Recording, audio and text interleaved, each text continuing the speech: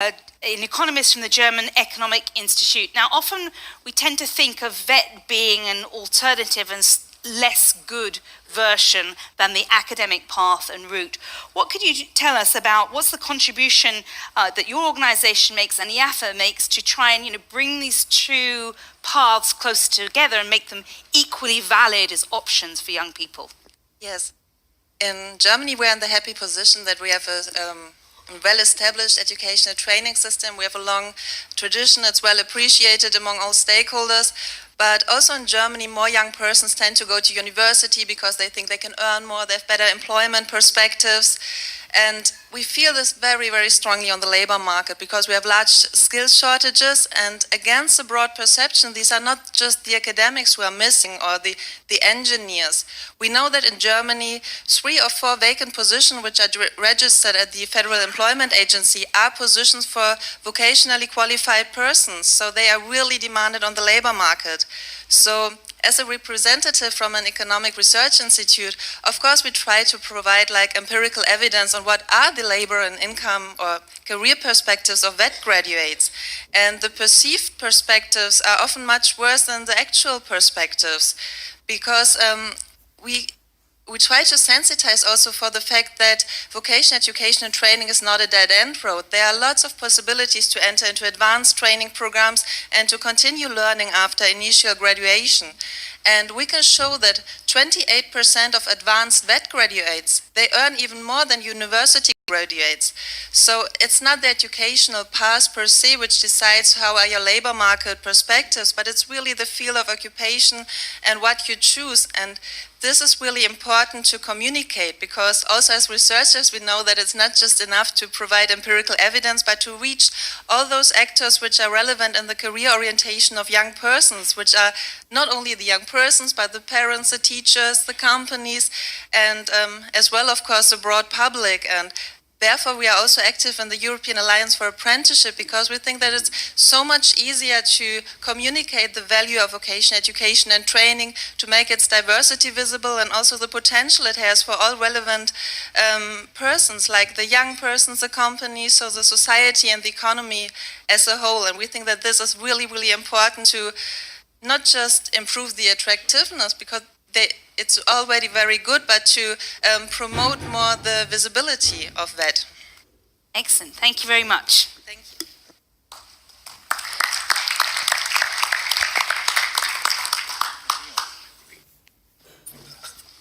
Okay. So we've heard from the various different stakeholders so far, and now we're going to come to Ricardo Lamadrid. And you are the Director for Technology and Advanced Training from the Basque government. We've heard from social partners, we've heard from providers, we've heard from parents' associations, think tanks and others. So let me now come back to somebody who is in a policy-making, decision-making role at regional level. How do we take all this good stuff, this momentum that's being created, the energy, the commitments, the opportunities, how do we build that in at regional level with a bit of a focus on excellence? Good afternoon to everyone. I'm the last, but I think that not the least. First of all, we would like to thank the Commission, and in particular the European Alliance for Apprenticeship, for giving us the chance to take part in this forum. I would like to emphasize that the Basque vocational training has been and always will be linked to Europe, in line with the EU 2020 strategy and also with the Basque Smart Specialization Strategy. We closely follow the proposals and decisions of the European Commission and the work of IAFA, and we respond with a regional approach to European challenges in terms of employment, specialization, education, and training. This regional approach is embodied in the modulation and coordination of the various actors in the region, with the aim of bringing efficiency and consistency. The Basque vocational training ecosystem, and the economic and the business ecosystem are asking us for a vocational training model that is open to the future, the avant-garde and the needs of our region linked to the world, but at the same time anchored in the priorities and strategic sectors of our region.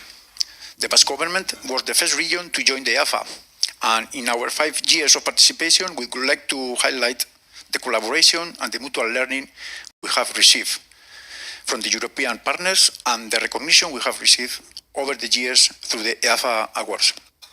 One important milestone is our recent Basque new law.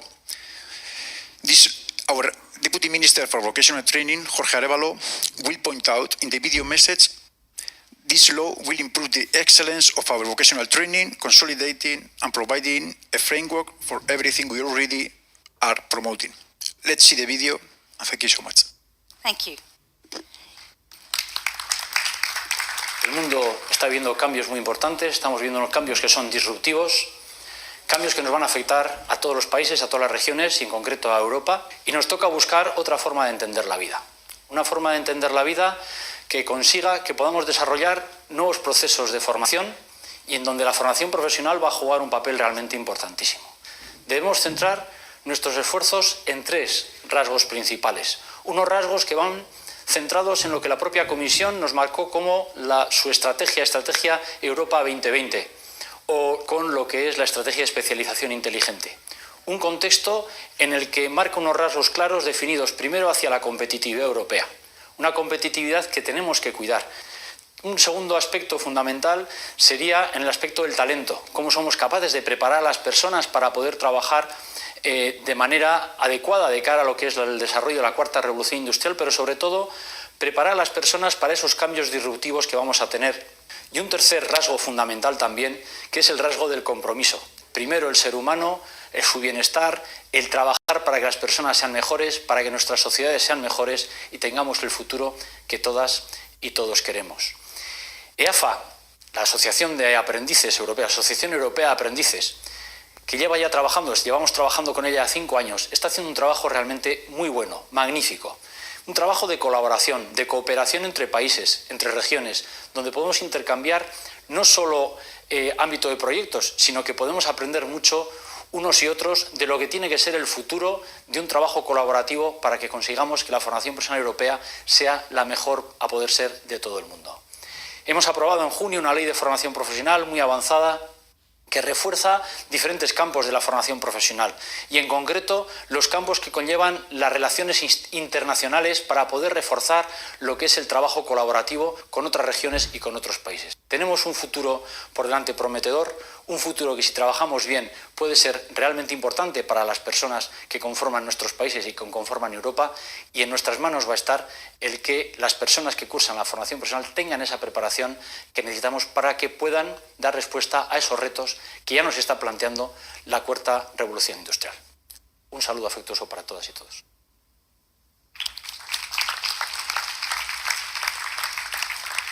Thank you. And just before we move to the next session, we do have one more video I would like to show you. We have a video from Business Europe that we're going to pull up and show you. But I hope what we've done is given you just a tiny glimpse to the last 5 years of momentum and engagement and participation, because the Commission can come up with the idea for an alliance for apprentices, but only you make it happen.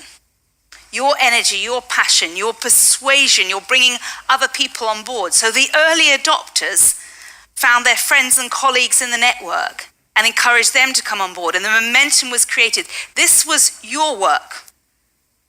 This is not a top-down initiative. It's something that has been lifted by you as the engaged members.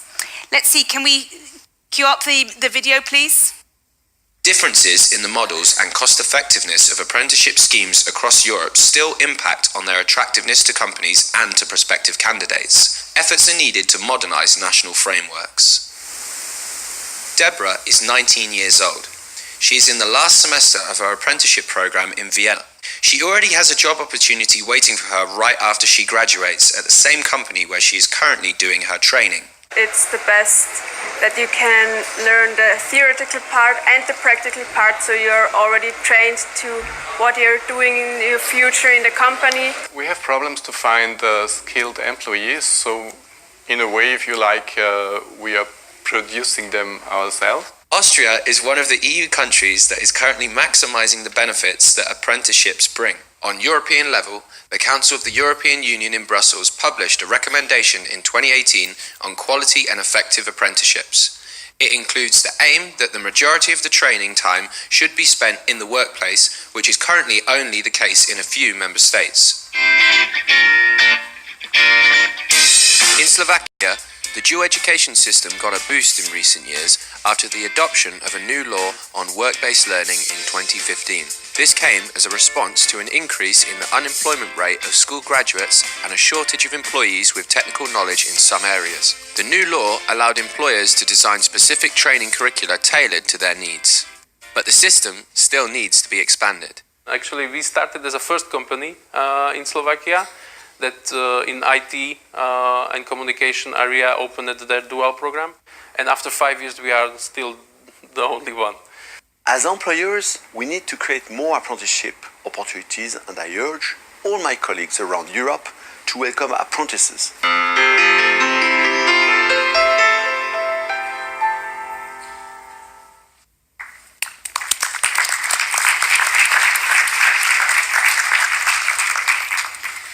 So I hope you've seen that we've been busy over the last 5 years, that tremendous change has been brought about by the work that you've done. And we're now going to think about looking forward, because later this afternoon there will be new companies and new organizations signing up, making new pledges. So the ball will start rolling for the celebrations in 5 years' time, when we see what 10 years of IAFA can deliver as a change. Now I'd like us to focus a little bit on something we saw in that last video, which is the individual experience of the apprentices and how it can be transformational for their lives, opening up new opportunities, new insights, and opportunity to see and experience new places, particularly if they did mobility to another country. And in this next section of the agenda, what we're going to do is hear from the apprentices themselves and how the apprenticeship made a difference to their lives. And when we were thinking about the best way to share that information with you, we came up with the idea that we're going to invite each of these apprentices. Greenwich University.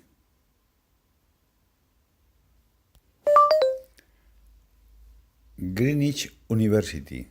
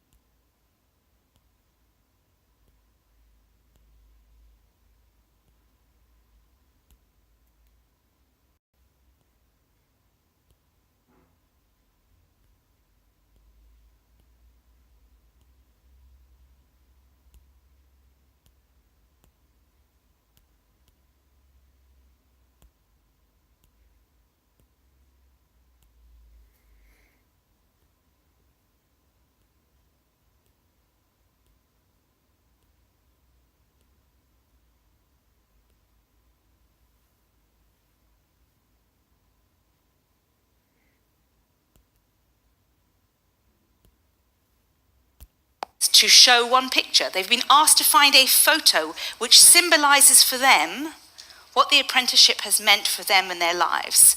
So in this next section, the people will come and they will show us the photo that they have chosen, and they'll tell us why it's important to them and why it represents what the apprenticeship has done for them. So I'm going to start by inviting the first set of 3 speakers to come and join me on up here on the stage. And I'm going to start by inviting Melina Schneider.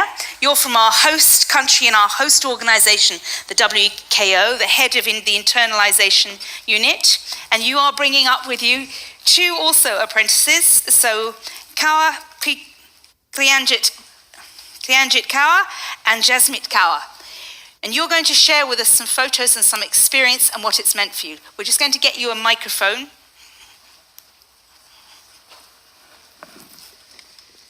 Here, Melina. So welcome to Vienna, a warm welcome from my side. My name is Melina Schneider, I work for the Austrian Chamber of Commerce. And here the picture you can see, it's 2013 World Skills Competition in Leipzig, and at the same time the launch event of the Alliance.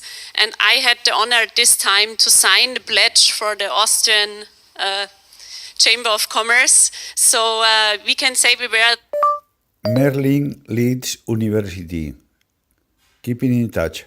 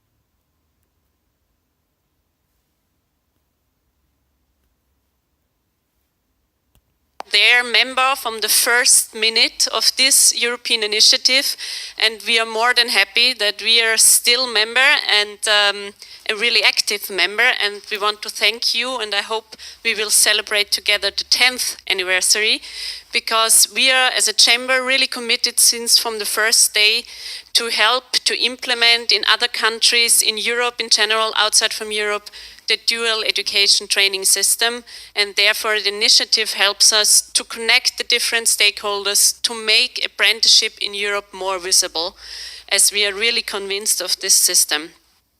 And today I'm also really happy that we have ourselves in my team, we have apprentices that we train every day. So I'm more than welcome and pleased to hand over to my apprentices. And this is Kiranjit. Good afternoon, everyone. My name is Kiranjit. I also participated in 2016 in Brussels, the European Vocational Apprenticeship Conference.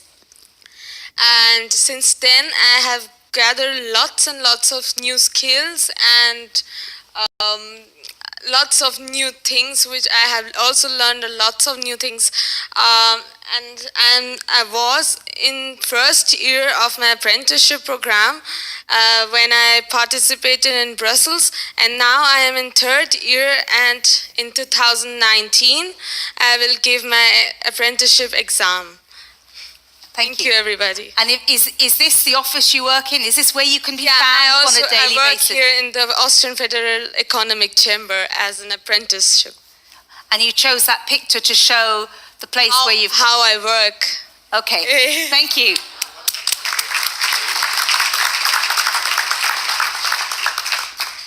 Hello, my name is Jasmit Kaur. I was an apprentice. I completed my apprenticeship in September. I passed my exam in September with very good marks. I started my apprenticeship with an intercompany, with a Weidingen partner company in year 2016. In 2015, and I was selected as a secretary in 2016 in the company Weidingen Partner. I learned many more things in the apprenticeship. It was a very great experience working in the company Weidingen Partner, and today I am working as a project assistant in the company Weidingen Partner.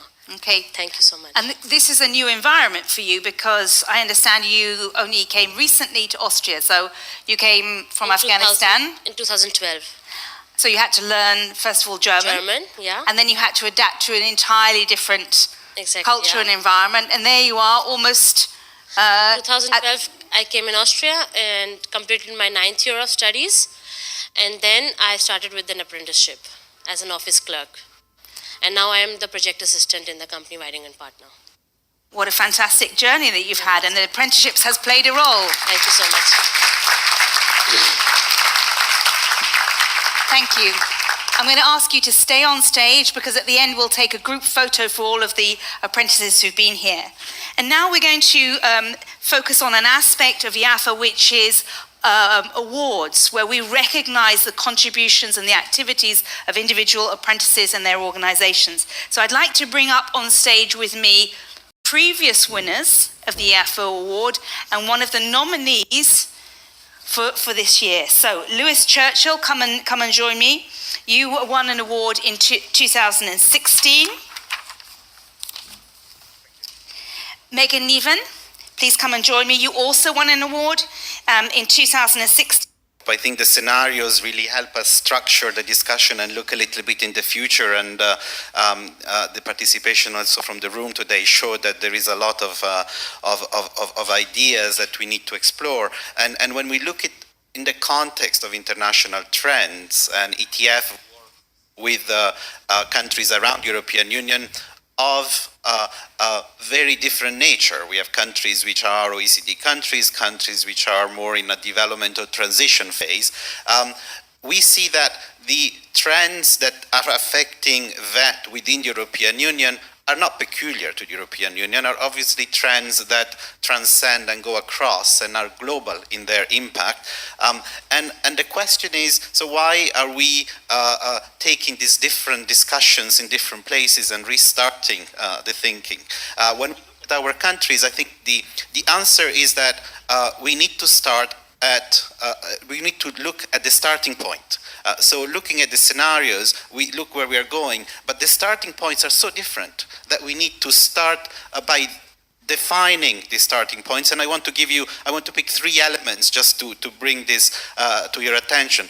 First of all, the question of how comprehensive the system is. Sometimes we especially following the kind of automation anxiety that we have, we focus on high end, on the digital, on technology, but we still are in the business as public policy authorities of having comprehensive systems that have to deal with the needs of a very diverse population, and especially when you look at ETF countries, this diversity is even wider. So we have there very different starting points, even within the European Union, and the scenarios will therefore need to be looked at on the basis of where are we now, how comprehensive the systems are, and there we have questions of status, of appeal, of family, and all of that. So we have a lot of issues there, but that to me is essential. The second element is business and labor employment environment. And why do I say that? Because yeah, it's true that we have very good employment numbers overall, but even in the European Union, that hides a very diverse reality. And when we look at our partner countries around Europe, which are our neighbors, which are part of a very kind of organic economic environment, so they are part of our own kind of economic area, we need to realize that the diversity is so big that scenarios that make sense in some parts of our Europe do not make sense in some others, and we need to take that very much into account. Just think of how much some of the businesses are also developing their own internal training capabilities, how much of this is becoming, the provisions are being differentiated across the countries, depending on what they find when they go there, when they invest, and the attractiveness of investment is more and more linked to the capability of training the right skills. And then the last point is a point of governance, which when we saw the results of the workshops this morning, I was struck that in governance, the fourth point was to say we need to give more space to regional and local authorities.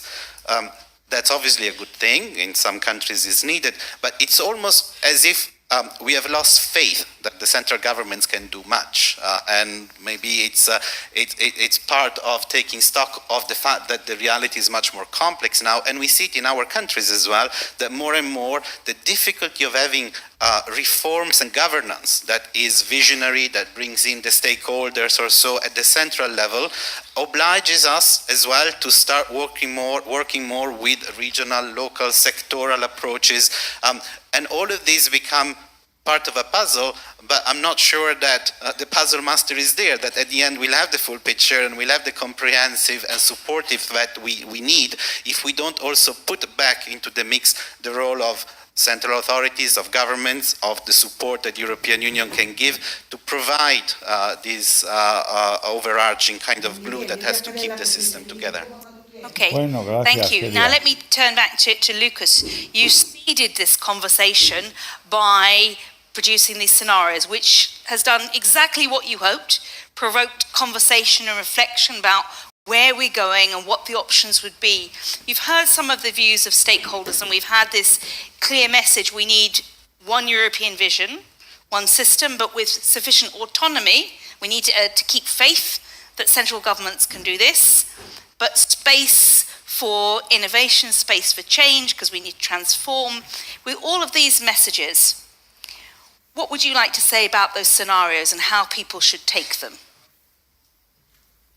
Thanks for the question and also for taking into account all the previous comments.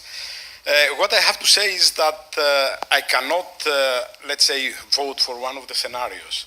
First of all, our intention, and I'm happy about this, was to initiate these types of discussions, of getting opinions, ideas, because what we try to do is actually to open doors or windows. We know that it's almost impossible to foresee the future. So what we try to do is to analyze the past, take any examples we have currently right now and might give an idea of what will happen in the future, and come up with the number of scenarios that are not, let's say, all the possible scenarios. These are trends, I could say. What is more important... Next time, Thessaloniki, maybe?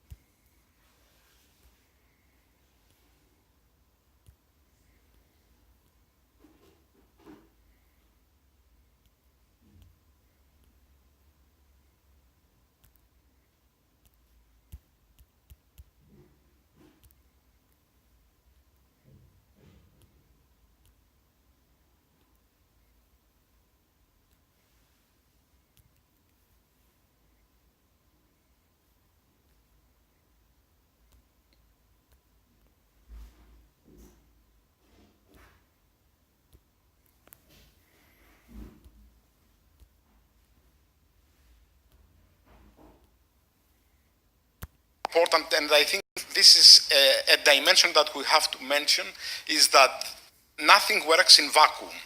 All this is very important, but what is even more important is the decisions that will be taken in order to decide where we go, in which direction, what elements to take from each scenario, and then decide in the way we decide in Europe, agree, all of us, on the way we should look to the future. I have the impression that the years to come will present a number of problems that we still face, because we know that we have a huge diversity in Europe. So I can see in the future that these different scenarios might be implemented in different parts of Europe. We will not have one model. We could have elements of scenarios existing even in the same country. And this is not by definition bad. What is very important is to decide what we want, what we really want, because the situation and the conditions have changed a lot. That means we already discussed, and in the workshop yesterday it was very interesting. We had the discussion about our approach of looking back 20 years. But one of the speakers from Eurofound changed completely the horizon. He said go 200 years in the past. So it changed completely the frame, because in order to see the evolution and the changes that happen, in many cases, time is not enough. However, I have the impression that especially technologies, the social and economic developments are actually accelerating the pace we are moving forward. So I have the impression that it's really a big demand that we have to decide, and I'm strongly supporting, to move for more Europe in a way that will support in the best possible way the best elements of this scenario. So I will not fall in the trap. I will not vote for any of the scenarios. Okay. So we will avoid the traps on our way to this future garden scenario. You've said that there are all of these trends, and we must take into account the socioeconomic framework. And earlier, we got the message from Anastasia very clearly. These scenarios are not facts. Then it's not a choice between this future or that future. It's a basis of the choices that we make, and we can make choices that would make a scenario more likely than another. So if it's about the political choices, and everyone on the panel has, as Margarita said, you're clearly all believers in VET and want to improve it.